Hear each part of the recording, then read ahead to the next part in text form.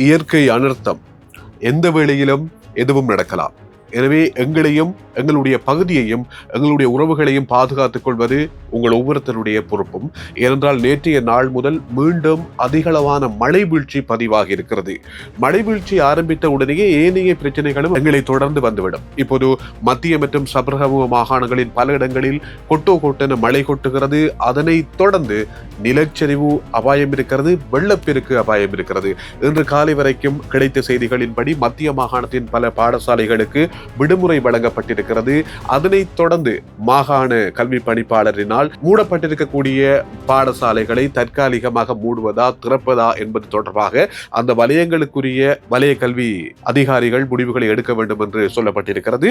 அதேபோன்று பேராதனை பல்கலைக்கழகத்தின் மாணவர்கள் தங்கியிருந்த ஒரு விடுதியினுள் வெள்ளம் புகுந்ததன் அடிப்படையில் அங்கிருந்து மாணவர்கள் தற்காலிகமாக பாதுகாப்பாக இடம் மாற்றப்பட்டிருக்கிறார்கள். ஏனைய மாணவர்களை பாதுகாப்பாக இருக்குமாறு குறிப்பிடப்பட்டிருக்கிறது.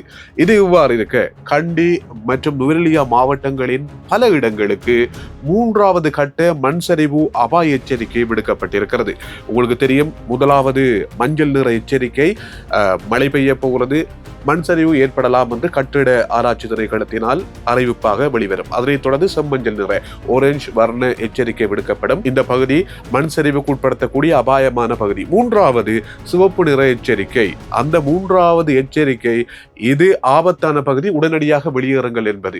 இப்போது கண்டி மற்றும் நுவரெலியா மாவட்டங்களின் பல இடங்களுக்கு இந்த சிவப்பு நிற 3வது கட்ட எச்சரிக்கை விடுக்கப்பட்டிருக்கிறது. எனவே இந்த எச்சரிக்கை விடுக்கப்பட்ட பகுதிகளில் இருக்கக்கூடிய மக்கள் உடனடியாக உங்களுடைய இடங்களை விட்டு பாதுகாப்பான இடங்களுக்கு செல்லுங்கள். அங்கே அறிவிப்பு வந்திருக்கிறது, நாங்களும் கூறுகிறோம். எனவே இவ்வாறான அறிவிப்பை அலட்சியப்படுத்திக் கொண்டு அந்த பகுதிகளில் இருந்து இடம் பெறலாம் என்று எதிர்ப்பு கூறப்படுகின்ற அந்த பாரதூரமான சம்பவங்களுக்கு நாங்களும் முகம் கொடுக்க தயாராக இருக்கக்கூடாது. எனவே இந்த வீடியோவை பார்த்துக் கொண்டிருப்பவர்கள் உங்களுடைய உறவுகளும் அங்கே இருப்பார்கள்.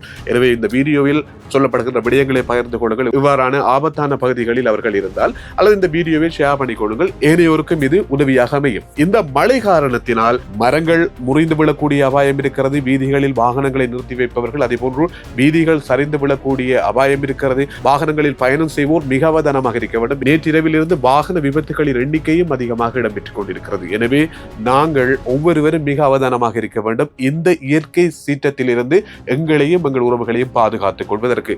எனவே இந்த வீடியோவை ஷேர் பண்ணிக் கொள்ளுங்கள். ஆபத்து இருக்கும் என்று உணர்கின்ற அல்லது அனர்த்த முகாமைத்துவ நிலையத்தால் அறிவிப்பு விடுக்கப்படுகின்ற பகுதிகளில் இருக்கக்கூடிய மக்கள் மிக அவதானமாக உங்களுடைய தற்காப்பு நடவடிக்கைகளில் ஈடுபட்டுக் கொள்ளுங்கள் என்பதையும் நாங்கள் அறிய தருகின்றோம்.